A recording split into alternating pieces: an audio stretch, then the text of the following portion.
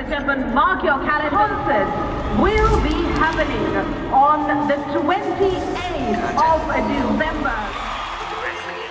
Working on getting a postponed date, an actual date that we could come back to the table with for you guys. Your concept cancel again. What is that? Them concept is different. Mama done that. I bet 75 AUD. Next Sri Lankan, that's about 50,000.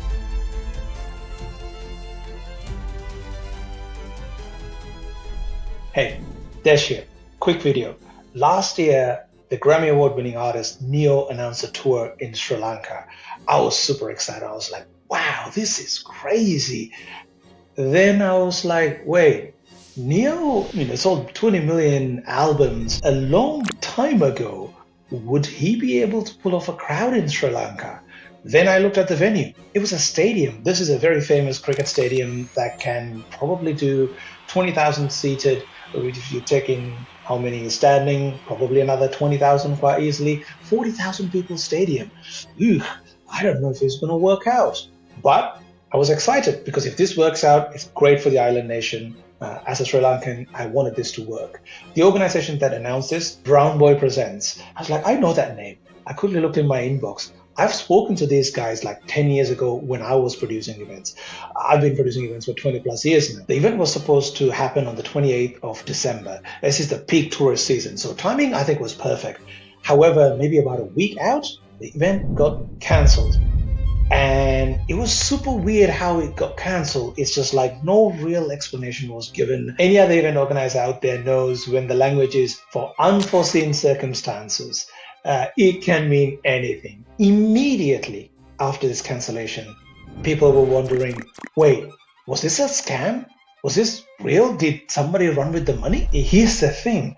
Because of how Brown Boy Presents managed social media, their communication was so vague. They didn't really say clearly when refunds was happening. Sri Lankan media also had a field day talking about the history of the organizers. Everything made it look like this is possibly a scam. I've seen some Sri Lankan influencers just straight out saying, this is a scam. These guys ran with the money. Now, context matters. Reports came 96 million Sri Lankan rupees worth of tickets were sold.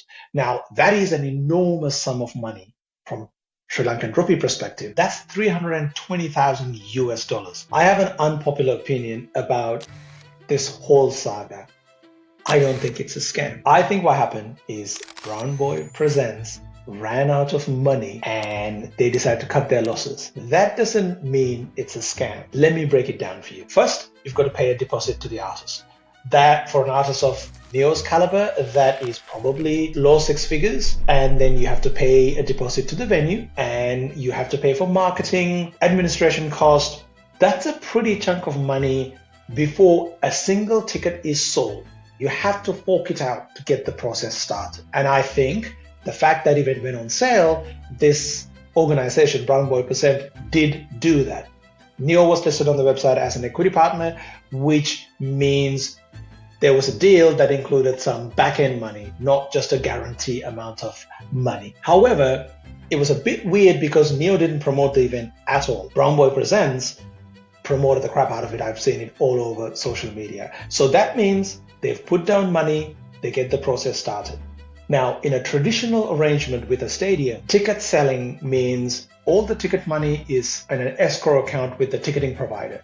Then you, as the event organizer, in this case Brown Boy, has to pay for everything, including production, staffing, any fee left over for the artist, travel cost, and put on the show. Only after that, after the event is completed, they get the money from escrow. However, this is all new to Sri Lanka, and the ticketing provider was PickMe, which is a Uber competitor. Beats me why they decide to use PickMe, big network maybe. However, I suspect PickMe was giving all the money to Brown Boy to cover expenses. Now, the danger with this model is, one, it exposes PickMe, but also for the event organizer, if they only had a small portion of the required total budget to actually put on the event, that means they're reliant on that ticket money. If ticket sales are low, in this case, I think they were very low, they just didn't have enough money to pay for things as they came up. The person who's building the stage, the lighting crew, the caterers, the roadies, you name it. There are tons of expenses. For an event of this caliber, you need a lot more money than the money they made. I think the giveaway is, it is purported that an 8 million Sri Lankan rupee check bounced back.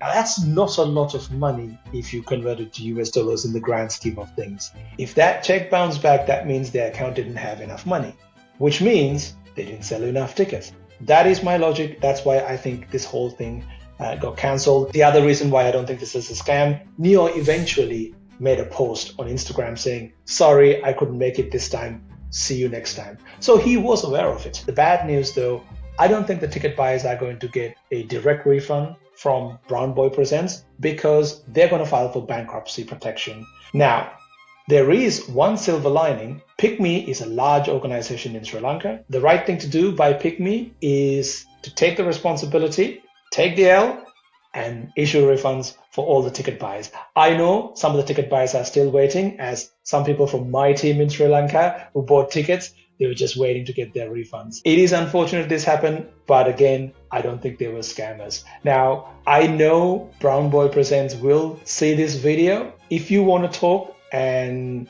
have a detailed breakdown of what really happened, what the future of your organization looks like, I'd love to talk to you. Reach out. Until the next video, take care.